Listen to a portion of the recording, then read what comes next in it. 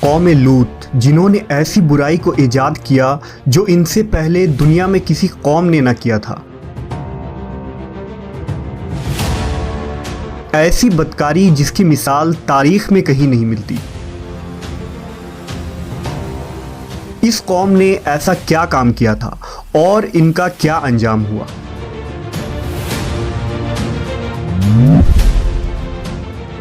حضرت لوط علیہ السلام اللہ کے ایک برگزیدہ نبی تھے۔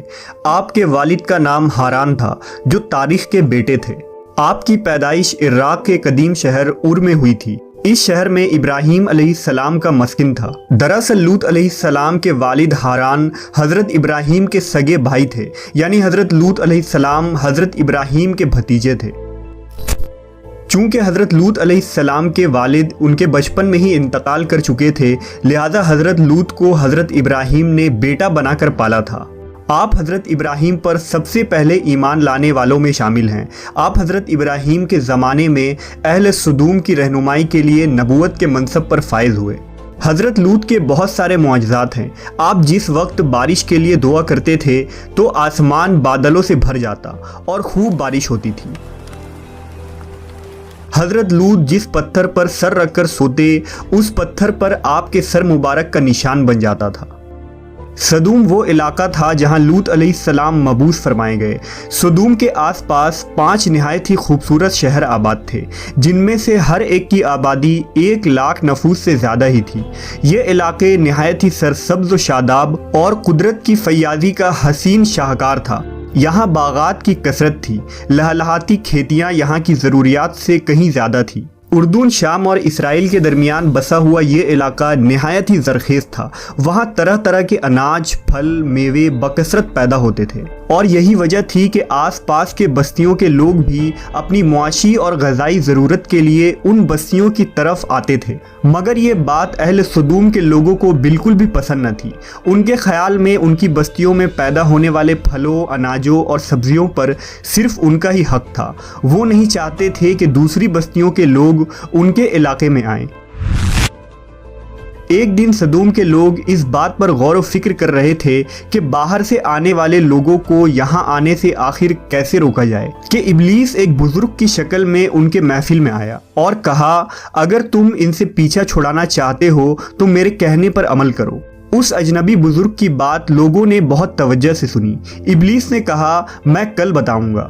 دوسرے دن ابلیس ایک خوبصورت جوان لڑکے کی بھیس میں آیا اور انہیں اپنی عورتوں کے بجائے مردوں کے ساتھ فعل بد کرنا سکھایا۔ ابلیس نے کہا کہ اگر تم ان بستیوں کے لوگوں سے نجات چاہتے ہو جو تمہاری بستی میں آ جاتے ہیں تو ایسا کرو کہ جب بھی کوئی شخص تمہارے علاقے میں آئے تو تم لوگ زبردستی اس کے ساتھ اپنی خواہش پوری کرو۔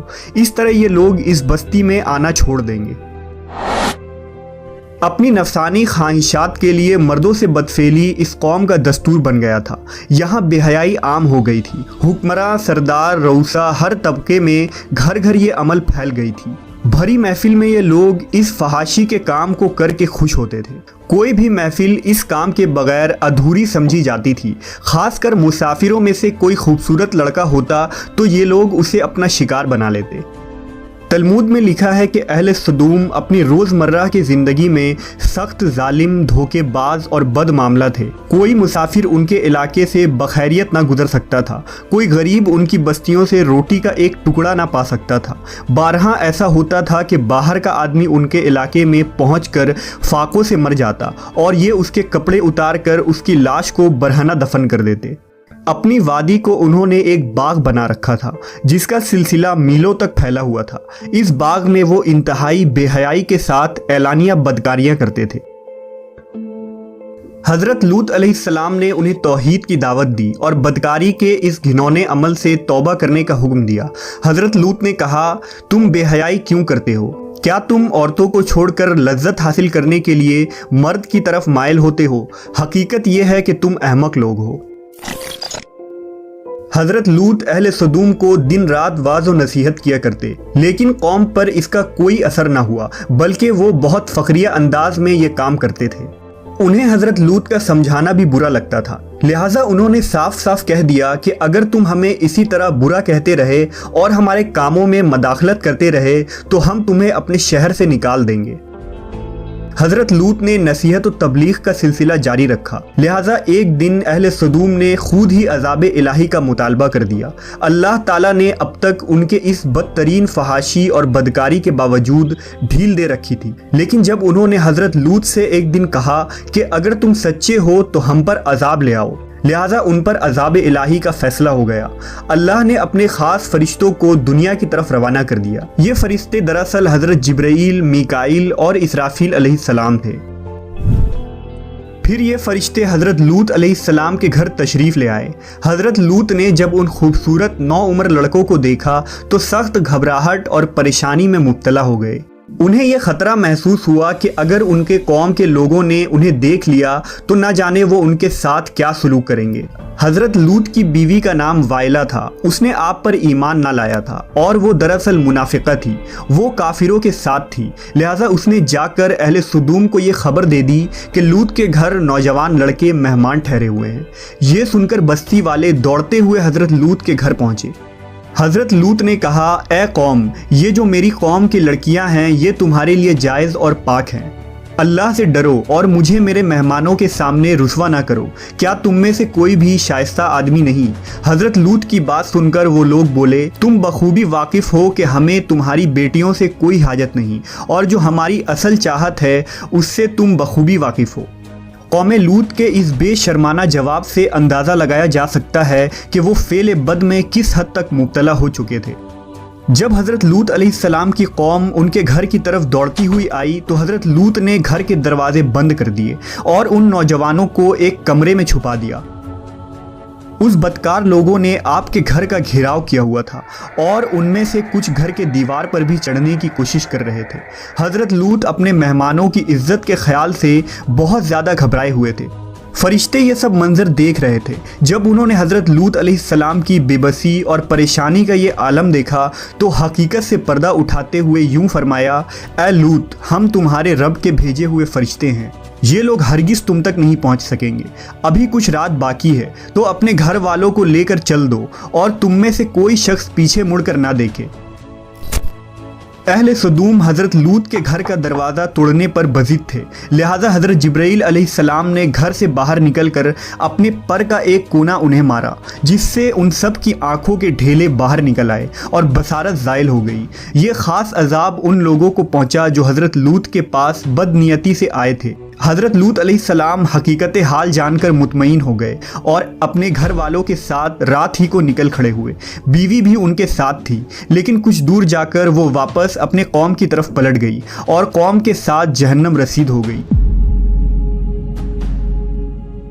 صبح کا آغاز ہوا تو اللہ کے حکم سے حضرت جبرائیل نے بستی کو اپنے پر سے اکھاڑ دیا اور پھر اپنے بازو پر رکھ کر آسمان پر چڑھ گئے، یہاں تک کہ آسمان والوں نے بستی کے کتے کے بھونکنے اور مرغوں کے بولنے کی آوازیں سنی۔ پھر اس بستی کو زمین پر دے مارا، جس کے بعد ان پر پتھروں کی بارش ہوئی۔ ہر پتھر پر مرنے والوں کا نام لکھا ہوا تھا۔ جب یہ پتھر ان کو لگتے تو سر پاش پاش ہو جاتے۔ صبح سویرے شروع ہونے والا یہ عذاب اشراق تک پوری بستی کو نیست و نابود کر چکا تھا۔ قوم لوط کی ان خوبصورت بستیوں کو اللہ نے ایک انتہائی بدبودار اور سیاہ جھیل میں تبدیل کر دیا، جس کے پانی سے رہتی دنیا تک کوئی فائدہ نہیں اٹھایا جا سکتا۔ سمندر کے اس خاص حصے میں کوئی جاندار، مچھلی، میڈک وغیرہ زندہ نہیں رہ سکتے، اس لیے اسے ڈیڈ سی یعنی بحر مردار کہا جاتا ہے، جو اسرائیل اور اردن کے درمیان واقع ہے۔ ماہرین آثار نے 10 سالوں کی تحقیق و جستجو کے بعد اس تباہ شدہ شہر کو دریافت کیا تھا۔ تحقیقات سے پتہ چلا تھا کہ اس شہر میں زندگی بالکل ختم ہو چکی ہے۔ اس شہر کے راستے اور کھنڈرات کو دیکھ کر آرکیولوجسٹ نے یہ اندازہ لگایا کہ جب یہ شہر تباہ ہوا تو اس وقت لوگ روزمرہ کے معمولات کے کاموں میں مشغول تھے اور یہاں زندگی اچانک ختم ہو گئی تھی۔ اہل سدوم جنہیں پتھر بنا دیا گیا تھا، ان کے بت ابھی تک بحر مردار کے پاس موجود ہیں، جو تا قیامت لوگوں کے لیے ایک عبرت ہے۔ آج یورپی ممالک میں انسانی آزادی کے نام پر اس بدکاری کی اجازت دی جاتی ہے اور اس فحش عمل کو فخر سمجھا جاتا ہے، مگر حقیقت یہ ہے کہ ہم جنس پرستی بالکل فطرت کے خلاف ہے، جس سے انسانی معاشرہ تباہ و برباد ہو جاتا ہے۔ روایتوں کے مطابق ایک مرتبہ حضرت سلیمان علیہ السلام نے شیطان سے پوچھا کہ اللہ کے نزدیک سب سے بدترین عمل کیا ہے؟ ابلیس بولا، جب مرد مرد سے بدفعلی کرے اور عورت عورت سے خواہش پوری کرے۔ حضرت ابن عباس سے روایت ہے کہ رسول اللہ صلی اللہ علیہ وسلم نے فرمایا کہ اس شخص پر اللہ پاک کی لعنت ہو جو قوم لوط والا عمل کرے۔